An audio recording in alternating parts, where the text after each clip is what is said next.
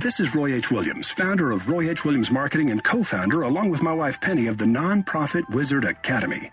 The Academy draws successful business owners and executives from around the world. You're listening to Monday Morning Radio, featuring interviews with unconventional men and women who are putting into practice the profitable lessons we teach at Wizard Academy. Monday Morning Radio is produced by Dean Rotbart, who co-hosts the popular Business Unconventional Radio News magazine. It's Monday morning. I'm Dean Rotbart. This week, we're going to be talking about a most antiquated form of business communications, face-to-face meetings. Yes, in this age of Instagram, email, Facebook, Twitter, and other digital communications, people still conduct business and build relationships face-to-face. In fact, digital and personal need not be mutually exclusive. My guest this week, Dr. Cheryl Bauman, author of Just Say It, is joining me via Skype video from Ottawa, Ontario. That way, Dr. Bauman and I, along with our Monday morning radio audience, can get to know each other quasi face-to-face. For those of you without access to YouTube, where the video of this week's episode will be posted, the audio version will just have to suffice. Dr. Bauman is an educator and businesswoman. She's also an evangelist for face-to-face communication, especially in this digital age. In her new book, Just Say It, Dr. Bauman notes the many advantages of face-to-face meetings and offers readers 4 simple yet powerful phrases for better communication. Dr. Bauman has roots in Australia, where she earned her PhD in education, and in Canada, where she currently lives, teaches, consults, and writes.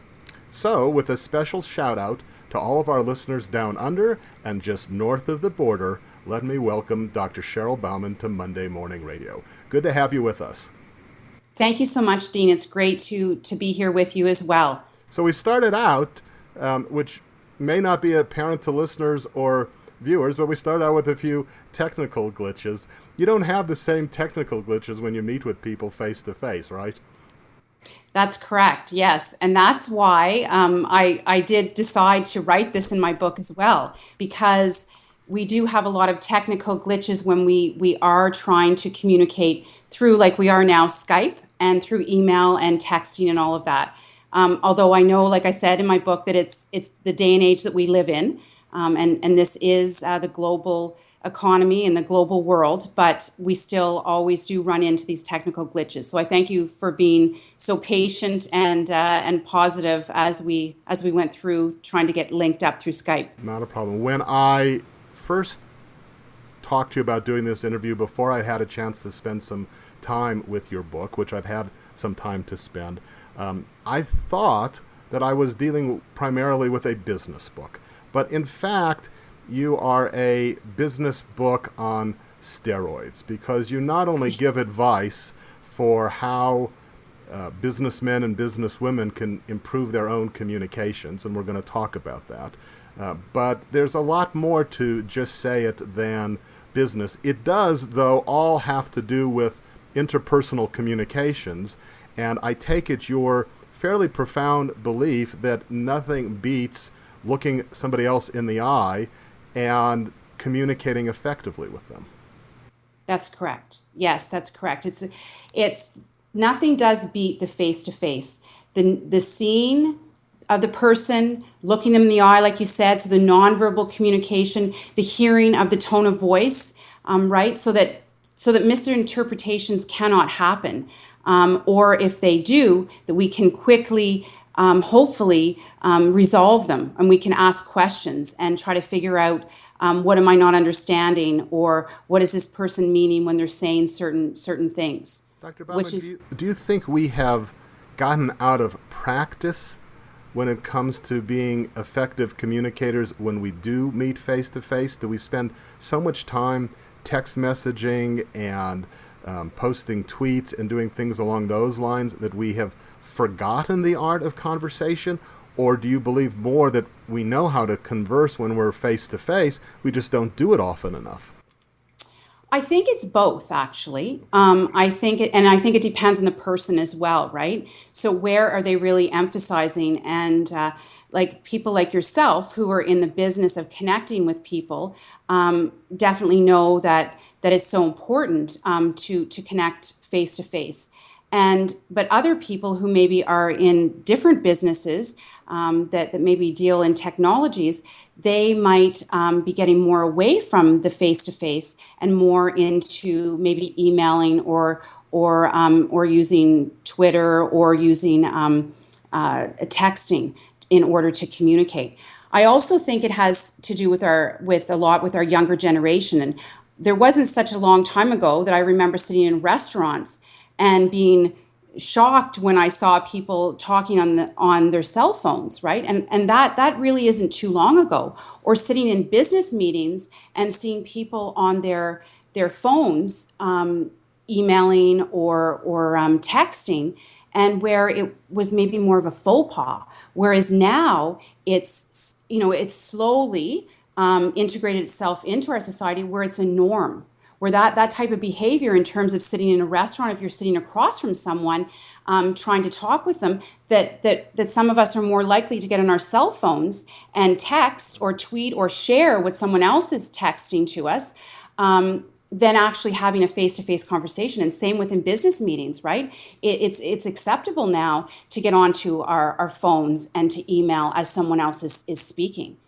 Whereas I don't think we're going to be able to push back that wave. I mean, I think that's probably here to stay. The point in many ways of your book, I believe, is to remind people of the value and the extra special nature of putting aside your smartphone for a few minutes for the course of a meeting and actually communicating one-on-one. That's correct. Yes, that's correct. Because I do recognize, and I do say it in the book, that this is here to stay, right? And there are a lot of good things about technology, and that we can stay connected with people that way. But it's so important that we do put them down from time to time, and that we do have this face to face, and that we do build relationships, because we're all designed, as I talk about in the book, we're designed for connection, and we're designed to communicate with each other. The human species is the highest form of species on this planet, and we are so because that's debatable. But okay, I'll let you get by with that. Go ahead. but we are because of our communication, right? Because of our ability to communicate with others. And so my concern is that we don't lose this connection, that we don't lose this belonging, this need that we all have, that Alfred Adler talked about as well, that we all need to belong and connect. So I can list for you multiple reasons why face-to-face meetings are inconvenient. Among them are, again, maybe we all work in the same office, but for those who don't work in the same office, there's a transportation aspect to it. You've got to get to the meeting, you've got to get back from the meeting, so that takes longer. There are informalities when you sit down with somebody that maybe if you're just texting or sending an email, you don't have to engage in the how are you, how's the wife, how's the kids, what's the dog, what was your ski trip. You could sort of just get right down to business. And then, like what we're doing here now, this is actually the first time we've done Monday morning radio with video. When I need to scratch my nose there, if I was just talking to you on audio only, you wouldn't know that I did that. You wouldn't know if I were in pajamas right now. When we meet face to face, it's pretty hard to hide if you're wearing pajamas or you're not clean shaven or whatever it happens to be. So there are good disadvantages, especially to business efficiency, of meeting face to face. Tell me some of the counterbalance. Tell me some of what we get, what we benefit, how it's worth the extra time and effort when we do have face-to-face meetings, especially in the context of business. Yes, and thank you so much, Dean, for doing this today, Skype, because like you said, it's not a normal way that you would do this, but it's great to see your face and to be connecting. And I think that that's really what the essence of my book talks about, is the fact that we need to remain having these personal relationships. And when we have these personal relationships, even though, like you said, it's efficient and effective having meetings, maybe via email, there's many miscommunications and misinterpretations that happen when we are just doing them that way. And what my whole message is that I understand that this is the way it's going, but that I also really am requesting that people continue to make those human connections, that they continue to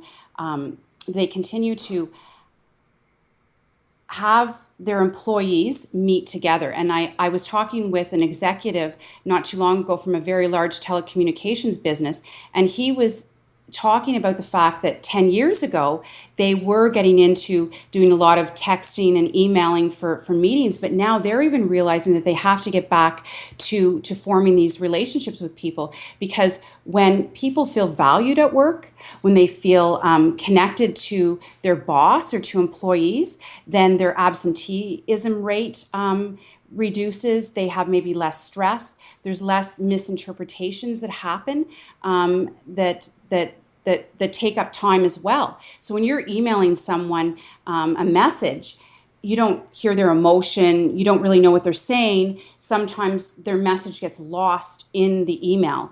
And so if you just pick up the phone, or if you do a Skype, you can quickly figure out what did that person actually mean by that, right? And you can also hear the tone of their voice. So did those capital letters really mean that they're angry or upset? No, they really didn't mean that. They actually just meant that they wanted to emphasize that, right? But if we're just looking at a cold screen and not really hearing the tone of voice or seeing the person, we don't know that, right? And so there's what I'm saying too is there's many miscommunications that are happening because of our efficient communication devices. Dr. Bauman, I strongly endorse that. The number of times somebody has misinterpreted an email because they have either read something into it that I didn't intend, or they didn't read something into it that I did intend, is really amazing. I mean, I think in many ways email is one of the worst ways to communicate when it's important. So I agree with you. I think it's not just body language. I think it's tone. I think there's also a way to connect to somebody more when you're sitting there face to face than you can possibly connect. I have clients for one. I'm a serial entrepreneur, and for one of my businesses, it's an online-only business, and I've had the business for probably 2 decades, and I have clients that have been with me for almost all of those 2 decades, and I have no idea what they look like. I have no. It's all been done primarily through email communication, periodically some phone communication. And in a way, I lose something from that because I don't know them very well. They don't know me very well. And just talking to you, I'm thinking to myself, I ought to invite some of them to at least, because they're not in the same city or the same state. I ought to invite some of them to at least do Skype. Let's talk for a minute about Skype. You and I are trying. Are we doing better seeing one another than we would if we were just talking by phone? I think we are, actually. I really do. And I think that we are because we're looking at each other, we're communicating, we are hearing what the person's saying, but we're also seeing their responses and their reaction. And so to me, it's making it easier to carry on a conversation with you. And there's more ease and there's more acknowledgement that yes, we are in this together, right? Like that we are wanting to spread the good news, and we are wanting to talk to people about this very important aspect, and that we're on the same page and that we're working together. And so by seeing you, there is more of that belief, and then I also see that this is maybe a belief system of yours as well, right? That you believe that this is important, and that it's important for us to connect. So No, go and ahead. and not to say that online businesses, and I know that they're very prevalent in today's society. I know that they're very lucrative as well, that there's profitability in them. But you're right, we do lose that. What does the person look like? Like, and that's what I'm getting at. We have this human. I believe we're all created that way. We all have it deep within us. What does this person look like? Like I've been communicating with them for 10 years, but I don't know what they look like. If I bumped into them on the street, I wouldn't know if it was them or not, right? And so there's this curiosity within us. There is this desire to want to see them, to want to connect with them at some level. I think most people have that. You've thought about this. You've thought about this, and therefore maybe been more alert than I have in the past. I'm curious. Are you aware of any online service provider whose customer service actually is video customer service as opposed to instant chat or email or text or phone? Have you come across any significant service-oriented business that allows you to have visual contact with their customer service people? No, I haven't actually. Like I really haven't. I don't know if there is one out there. Now you've actually piqued my curiosity to go and to really research this too. Because I do know that when I've been online, that the people will chat with me online and that they will answer my questions online. And oftentimes I'll say to them, "Can I call you? Can I talk to you?" Right? Because to me it is getting there is miscommunication sometimes happening. So I just want to pick up the phone and talk with them. And so some businesses do have that service. But there Yes. must be something, and I know we're kind of going off on a tangent here, but we'll bring it back to the book in a minute. But there must be some reason why businesses have, the technology is certainly there. I mean, I call my bank, I have a question about a deposit I made or something that didn't clear or some fee that shows up, and I don't have visual contact with the customer service agent with whom I'm speaking. I think it would probably work well for me as the customer. I think I'd probably like that. I think I'd probably like to have somebody who I'm talking to who I see and maybe they see me. But I suspect, especially at large corporations, they've at least looked at this and maybe concluded, for reasons that you and I can only speculate, that it wouldn't be good for business. Maybe they think people would talk too long, or I don't know what it would be. You have any guess as to why we haven't seen it? Again, the technology is there. Yeah, that's a good point, and it could be because of the efficiency basis, right? It could be because because businesses are outcome based, right? And so we look at profitability, and we look at how long would it take to have this phone call, as opposed to how long would it take to have a Skype. And so, yes, I think that A lot of times, Dr. Bauman, I actually one of the nice benefits of me doing Monday morning radio is I come up with ideas sometimes in the course of the interview that I certainly didn't have to begin with. I want to tell you that right now I'm in the process, as I said, I'm a serial entrepreneur, and I'm in the process of helping to launch a new business. And my partner, who happens to be in Canada, by the way, it's somebody who's in Toronto, was just telling me that he was just signing up for a live chat service, so that if somebody who wants to use our it'll be an online business, if they want to use our service, they will be able to live chat. But just based on conversation, I'm going to turn around and say, what if we offered video live chat customer help? In other words, what happens? Wouldn't it be neat if one of the ways we could distinguish ourselves as a business is to say, you don't just get a disconnected text voice on chat, you actually get somebody you can see and talk to. And here's our Skype number. If you have a question, Skype us and we'll talk to you about it. I like it. I think it could work. I mean, I think there really could be a way for businesses to win more customer loyalty if they would face their customers, especially online businesses, eye to eye. agreed, We agreed. we Because should get a commission, the two of us. yes, I agree. No, I think it's a great idea to do that, because what happens when we're just typing or texting, even with these online businesses, is that we can get cut off. Like there can be so many like misinterpretations. We don't see the person, so we don't have that kind of human connection to the business that I think that people are still looking for. Even though we've evolved this far, I still think people still like customer service. People still, and a lot of businesses are surviving because of word of mouth, or because of, a couple of contacts, or, people hear about a certain business, but it is through the spoken word. It is through, like, the spoken word is very, very powerful, and having the face to face is even more powerful. And I don't believe that and I'm hoping that we will not evolve to the point that we're so isolated that we won't see the value and the importance in that. My concern is that the younger generation is very device oriented, right? And so our generation still was raised without these devices. So we still have this desire to have this human connection. I still believe that the younger generation does as well, but maybe not as much so as what we do. They might be pleasantly surprised if they Yes, try yes. it.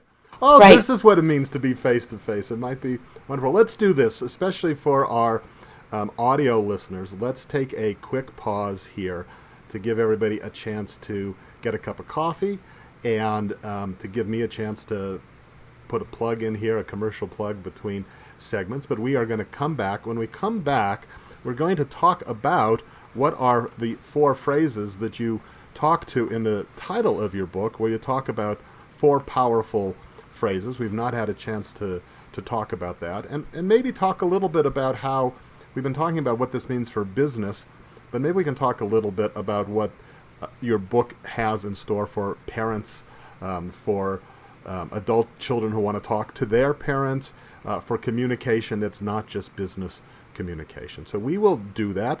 We are, I'm talking with Dr. Cheryl Bauman. She is the author of Just Say It.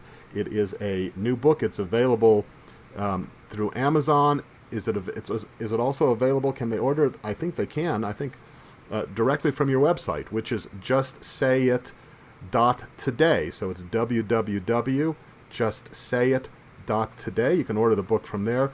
It's a quick read. It's a entertaining read, and so anybody who's been intrigued by this interview so far, I hope they will take the time and go out and buy the book.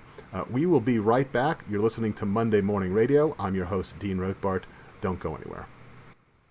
Welcome back to a face-to-face edition of Monday Morning Radio. I'm your host, Dean Rotbart. I am here with Dr. Cheryl Bauman, who is coming to us from Canada during this segment. We are not only audio recording this, but we are doing a Skype recording because, as I mentioned in the first half, Dr. Bauman is a evangelist for face-to-face meetings, and since we couldn't get together in either Canada or Denver, we decided we would do the first ever, but maybe not the last, I like it, Dr. Bauman, video edition of Monday Morning Radio. So thank you for motivating me to change and be a little more creative in how I do all of this. You're welcome. So Yeah, your book does have a subtitle, and I don't know if I have it in front of me to get it exactly right. Yeah, I think I do. It is, so the book is Just Say It, and the subtitle is 4 phrases that will change your life forever. And in a way, the book is a business book. It is a parenting book. It's a communications book. It's a spiritual book. It's a book that talks about our purpose here on earth and how we ought to pursue it, and what we can do to encourage others to pursue their purpose here on earth. You have 4 phrases, these 4 powerful phrases, and I would say to you that they're not phrases you typically suggest or hear in a business lexicon. I really don't think at the McGill School of Business or the Harvard School of Business. Where did you go in Australia? What was you got an education degree, but from where? Queensland? the University of Southern Queensland, yes. University of Southern Queensland. I doubt in their business school, if they have a business school, they teach these 4 phrases. So why don't you walk us through the 4 phrases and explain why you think they do have relevance in a business setting? Okay. Well, my whole premise of the book, too, is that there's power in the spoken word, right? And so what I'm suggesting is that people use these phrases, I believe in you, and that they use them to connect with people in every area of their life. So whether it be personal or professional. And I often hear stories of people telling me, somebody back in 1978 said to me, "I believe in you." And this was the impact that it had in my life, right? And someone else said, an employer said, "I care about you." And this was the impact that it had in my life. And someone else has said, a teacher said, "You were important." And it changed my life. I became a teacher, for example. So it's not as if we need to necessarily teach these phrases. We need to have them within our repertoire to be able to use them on a regular basis. And I'm not saying that these are the only phrases that we use to encourage people with, but these are phrases that need to be a part of our everyday lives. And then, of course, adding to these phrases, but the whole premise is that there's power in the spoken word. And so that when we speak with people, we have a choice to either speak positive, encouraging words that speak life, or we have a choice to be discouraging. And each one of us every single day has that choice. And the choice is, the outcome of the choice is either conflict sometimes, or it's right relationship, and it's building upon relationships. So I'm encouraging supervisors at businesses to make connections with their employees every single day, right? To be purposeful in terms of saying, today I'm going to talk to John and I'm going to speak with him about certain issues, but I'm also going to be genuine and positive when I talk to him about what I like about his work, right? Because why do we wait until someone has retired or someone has been in a company for 25 years to tell them all the great things that we like about them? Or their right? funeral. Or at their funeral, right? Like some people don't even hear the great things that people think about them. They're gone, right? Eulogies are done that way. And it's true, I've sat at funerals and heard eulogies and thought, I never knew that person thought this way about this person, right? And so why aren't we sharing this with the people that are in our lives every single day?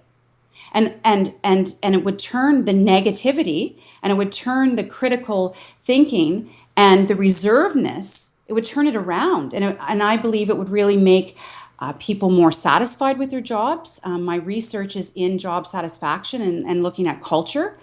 And I think people would be much more satisfied with their jobs if they believed that their boss or their supervisor really cared about them. And if they told them that they cared.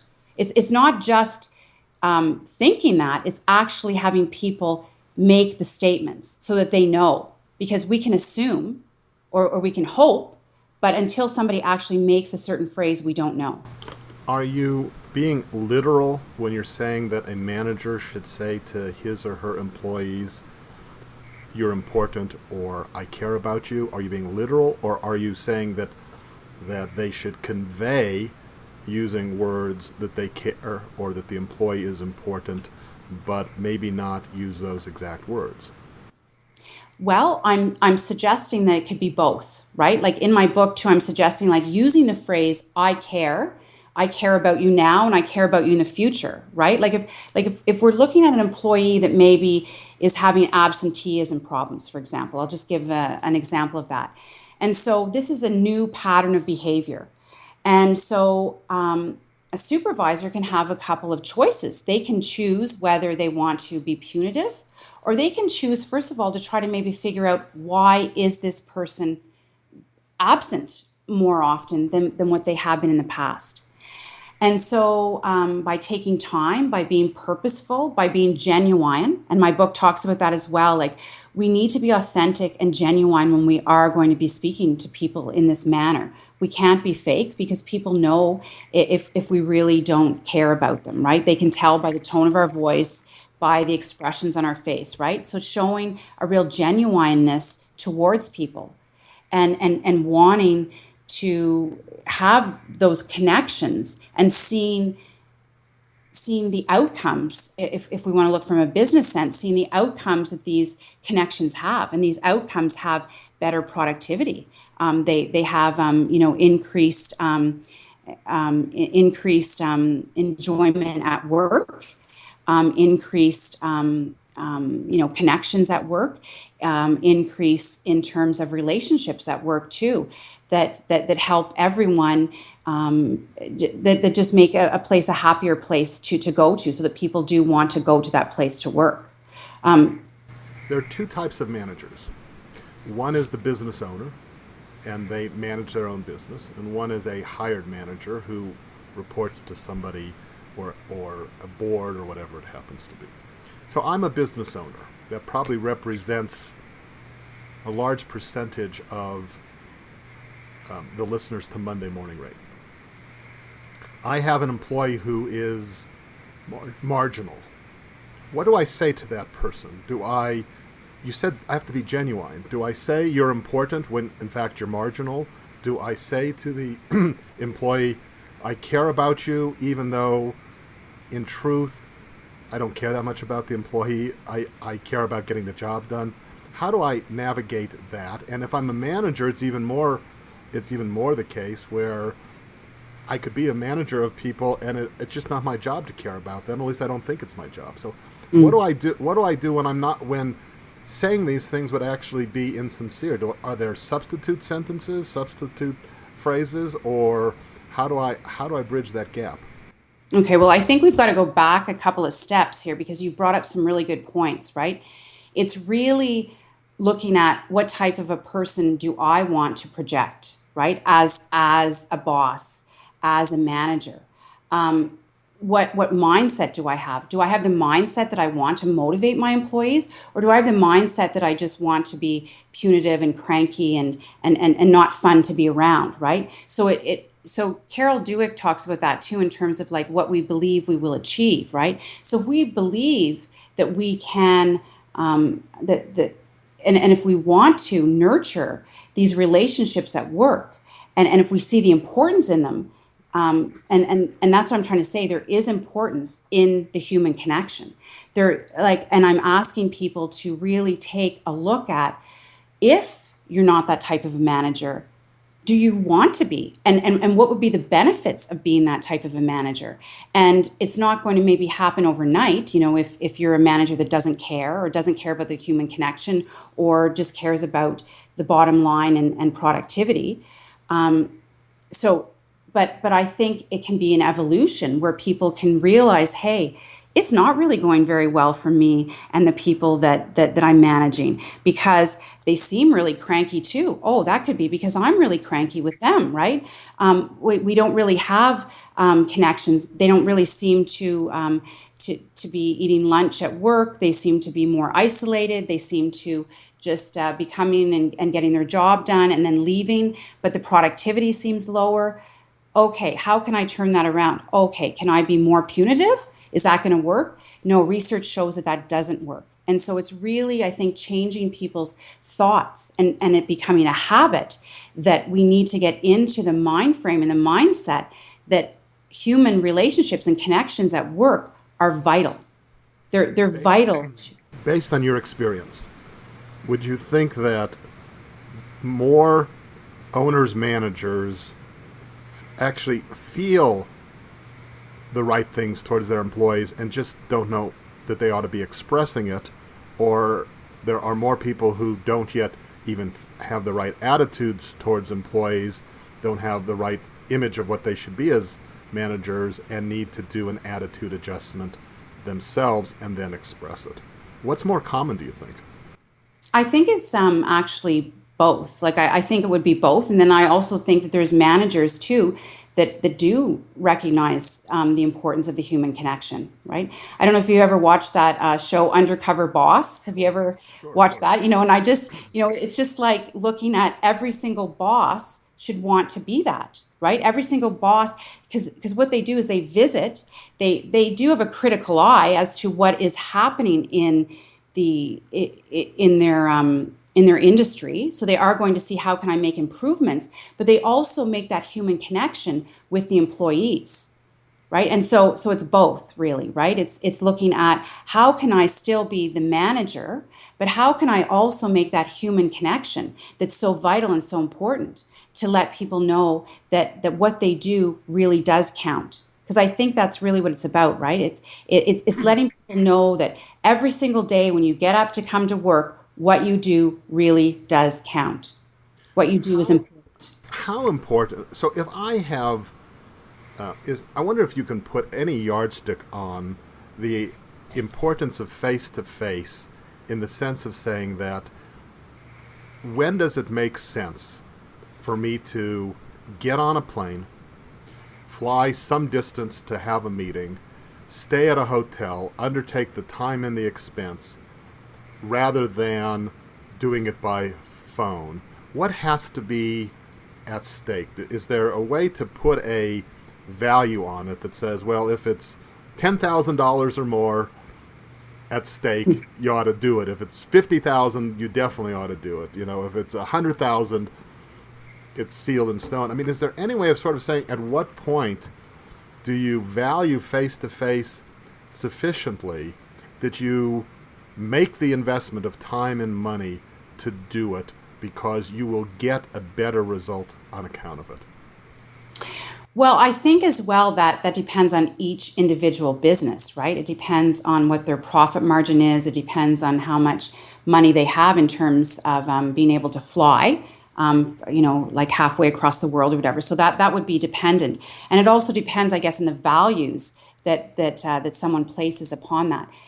My book is not saying that we always have to have face-to-face communication. It's just saying, let's try to do more of that. Let's try to have that more often. And so if you're in the United States and you have clients in Japan and it just isn't profitable for you to fly over to Japan and, like you said, rent a hotel and have meals and all that, then having a Skype conversation is the next best thing, right? Because you still have that connection. So it's using technology, but it's still having this face-to-face where we can hear people, see people, and it is making the connection that may in the future balloon into, hey, I want to come over to see you. Hey, so it could evolve into that as well. But I do recognize that the global economy doesn't always permit it. Yes, doesn't always. But I guess what I'm also saying is that if we're in the same building, it's much easier to have a face-to-face sometimes than it is to just keep emailing. And I'll give you an example. Someone told me about this story just recently where her boss was asking her to go to a trade show. And so they were emailing back and forth, but the boss was just one floor up from her, and there was all this miscommunication that was happening. And so then she just decided after the fifth email to walk upstairs and to go and just get it sorted out, right? So it's, again, having these connections and ensuring that we're not just always on the emails, and that we are that we are making these connections with the people that are in the same building as us. Because I know people that work in the same buildings that don't even know what people look like, right? It's a sorry commentary. We need to bring this to a close fairly quickly, but I want to mention in your dedication, you mentioned your daughter, Sarah, and she is part of the explanation of what parents can do to help raise well-adjusted, happy, self-motivated children. So take a minute or two and talk about what Just Say It, some of the messages and lessons it has for parents, since a lot of our listeners, in addition to being entrepreneurs and business owners, are also parents. And being a parent, I think, is the most important job, really, that we have, right? We've been given these gifts. And research shows that when we talk to our child in a positive, genuine manner, that we're helping to hardwire their brains in a way that makes them better problem solvers, that increases their confidence and their self-esteem. And these children grow up to be adults. These children grow up. And so we want them to be productive citizens in society, right? We want them to give back to society. And so it's so important that we use these phrases with our kids, that we tell them, I care about you, and I care about you both now and in the future. I believe in you. You are important to me, and you are important to our family. And these are the reasons why you're important. And I try to do this with our daughter all the time. And she is a happy, well-adjusted child. I have to say, like, she is probably one of the happiest people I know on the face of this earth. She just wakes up happy and she goes to bed happy. And some of that is, the nature nurture thing, but just speaking positive words changes around our relationships. And we need to understand as parents that we have a lot of power in the way that we speak to our children. And I'm willing to bet that Sarah is going to grow up and be one heck of a mom and one heck of a owner or a manager or a professional, based upon all of the hardwiring that you and your husband have contributed to her. So that is terrific. Let me remind people they can buy the book at your website, justsayit.today, www.justsayit.today. They can buy it from Amazon.com. It is titled Just Say It. The author has been my guest, Dr. Cheryl Bauman. It's Bauman, right? Got that right? That's correct, yes. Okay. And again, it is a enjoyable read and something that I think will profit our listeners not only in their business lives but in their family lives. Any last thoughts or words you want to share, Dr. Bauman, before I let you go? I just wanted to thank you for having me on the show today, Dean. It's been a real pleasure talking with you, and your way and your manner of connecting has made our conversation easier. Well, I like it too, and I have to say that I am going to, not every guest in the future, but I am, based upon the success of this call, I'm going to invite some of my guests in the future to do this dual video audio call, because I feel like I know you better than most of the guests I've had on the program, just because we've had this half an hour or so together where we see one another. So you've inspired something, and I thank you for that. Great. Okay, well, I'm glad I have. And let's keep spreading the word. We will do that. And so, Dr. Bauman, that really wraps it up for this week's edition of Monday Morning Radio. I hope you will, again, go out and buy Dr. Bauman's book, Just Say It, and I hope you will start telling the people in your lives, your colleagues, your employees, maybe even your bosses, that you care, that they're important. Some of the other phrases from Dr. Bauman's book, I think it's a nice way to live. So thank you again for being with us. That wraps it up for this week's edition of Monday Morning Radio. Until next week, I'm your host, Dean Rotbart. Have a great week. You've been listening to Monday Morning Radio with Dean Rotbart. Be sure to read and subscribe to my weekly email column, The Monday Morning Memo, at mondaymorningmemo.com, where I share my observations on the world at large. Trends, tastes, marketing, advertising, small business, whatever else is on my mind. This is Roy H. Williams. Good luck, all the best. So we hear from you again.